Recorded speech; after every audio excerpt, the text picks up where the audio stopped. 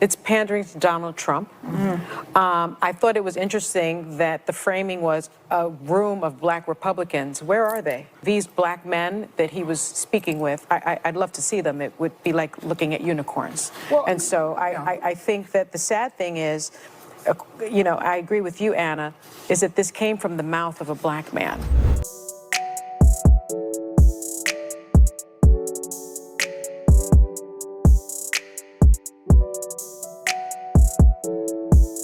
Hey, welcome back. It's your man Wise, and today I have a great video to share with you guys.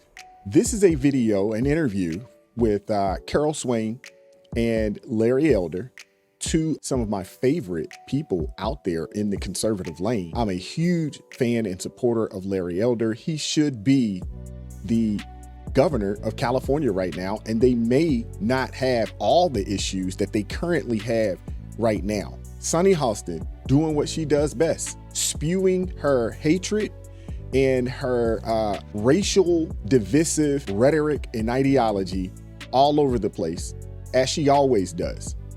The cackling hands from The View, these are some of the most insufferable ladies on all of TV, in my opinion.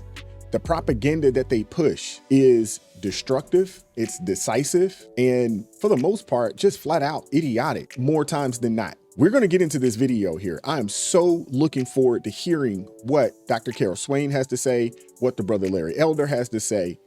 These are two great Americans who have been doing great work for years on end. Before we get into the video, like, share, subscribe to the channel. Drop me a comment down below. I appreciate all the love and support. And without further ado, let's go. Joining me now with reaction is former 2024 presidential candidate and co-chair of Make America Just Again PAC, Larry Elder, and distinguished senior fellow at Texas Public Policy Foundation, Dr. Swain. Welcome to you both. Larry, you know, I'm reminded of when the late Democrat Bill Richardson tried to rob us Hispanics of our heritage because we didn't agree with Marxist Democrats. What's your response to Sunny Hostin's claim that a black Republican is a mythical creature?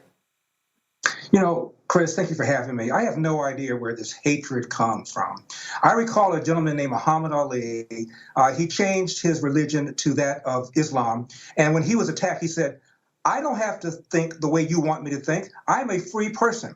Well, there are a lot of black Republicans who don't buy into the Democrat BS, who understand that the Democratic Party of the welfare state has undermined the black family. So now 70% of black kids now enter the world without a father in the home, married to the mother. They know that there are 13 public high schools in the city of Baltimore, all located in the inner city, a city that's been run by Democrats, where 0% of the kids can do math at grade level. And they know that people at the very bottom are the ones that are most hurt by inflation and by high gas prices. So if you feel that way, all of a sudden you don't exist. And one last thing, Benny Thompson, the chair of the so-called Insurrection Committee, referred to Clarence Thomas, a sitting member of the U.S. Supreme Court, as an Uncle Tom. Not a problem. So what Hostin is doing is no different than Joe Biden going on Charlemagne the God and saying, you ain't really black if you don't know whether or not you want to vote for me or vote for Donald Trump. It is insulting.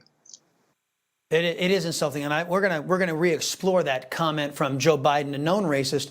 Dr. Swain, aren't racist comments like Sunny Hostin's a mechanism of Americans in the black and the Latino communities figuring out that all the Democrats really are good for are empty promises and really slavery?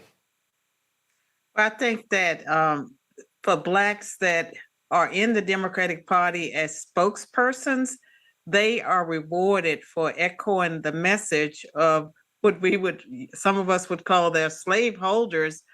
And some of the comments come out of ignorance. They can't bring themselves to believe that there are black people who are different from they are, that don't think the way they do. And I believe that when you hear Sunny's comments, it is wishful thinking, but it's coming from a place of ignorance. And it's also coming from a place of fear, because the Democratic Party cannot maintain its power in America if it loses black and Hispanic voters. It's already lost a significant percentage, I would say, of both groups. And it's not the case that 95% of blacks vote for Democrats today. No, it's true. We're gonna expand on that in this discussion. Larry, you mentioned it earlier. Here was Joe Biden on the campaign trail in 2020, echoing Sunny Hostin's sentiments. Watch. If you have a problem figuring out whether you're for me or Trump, and you ain't black. So instead of condemning this and other racist comments from Joe Biden, the press decided they would cover that up. How instrumental has the biased press been in covering up the left's inherent racism? Oh, huge. I was called when I ran for governor, the black face of white supremacy by a black writer for the LA Times. No real problem. This is what they do. This is how they roll. And they're deathly afraid, as Carol said, that they're losing their grip on the Democrat, on the black voter. Around 20% in recent polls suggest that that many black voters might vote Republican. If they get 15-20% of the black vote, they are toast because they've not won the white vote since 1964. They win elections at the national level by convincing black people and brown people that racism remains the number one problem in America. The number one issue is social justice. And in that battle, we wear the white hat. And these dastardly Republicans, well, they wear the black hat. Wow.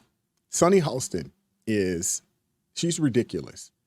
And there's so many Democrats out there, black Democrats, Latino Democrats, that they've weaponized these people against their own people.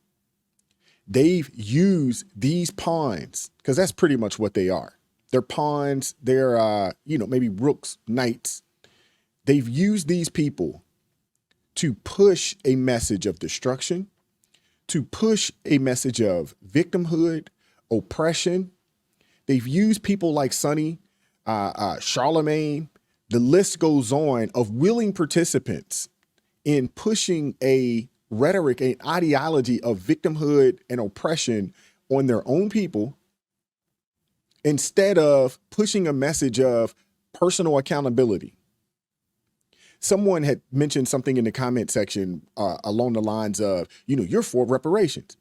No, I'm not. I am for free thinking. I am for home ownership. I am for entrepreneurship or business ownership.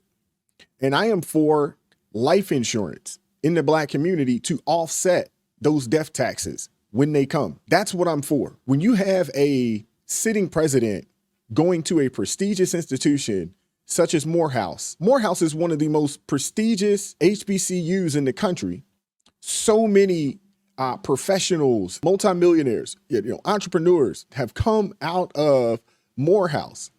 And when your president goes to them and tells them, those young black men, that your country doesn't love you, these people could treat you like they did George Floyd, can tell you that you got to work 10 times as hard in the United States of America in 2024 just to get on the same playing field, as a white individual. I mean, just push a message of despair to people who have just spent $200,000 on an education. That is the message that they push. They push a message of fear. They push a message of divisiveness. They push a message of oppression to people, for the most part, overcame it or has the ability to overcome it. When you look at the policies that the left pushes, they don't want school choice. They want to put more money into the public school systems that are failing.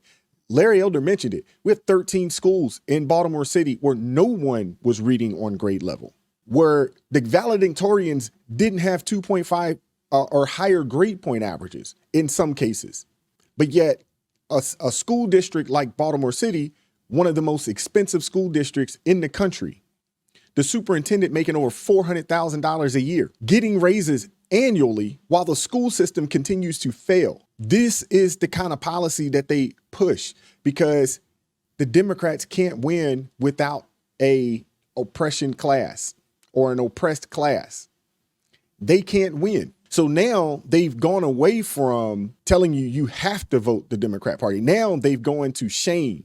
They want to shame any black person, any Latino person that is not on the plantation. Now they want to shame you. They want to call you all kinds of names, Sambos, Coons, Uncle Toms, you name it. That's what they'll call you.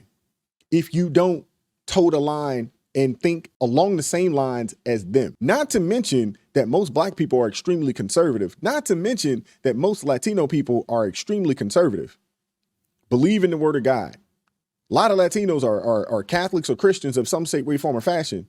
But they want us to get along with every far left progressive policy that they have because they want us to continue to believe that we can't make it without them. And that's a problem. And honestly, People are starting to wake up. Black men are starting to wake up because we don't believe them. We've seen too many examples of black men saying, you know what, I am going to go make it happen for myself. And they're actually doing it. We've seen it. And you're not going to sit here and tell us, oh, these were gifts. These are just a little trinket from, one group. No, these guys are deciding that they want something and they are making it happen. It's happened in my own career. Worked in corporate America for 15 years. No handout. Took a low paying job just to get my foot in the door and work my way up. I am a living example, someone in America starting at the bottom 10% and working their way up into upper middle class area. I'm not a 1%er. I'm not that.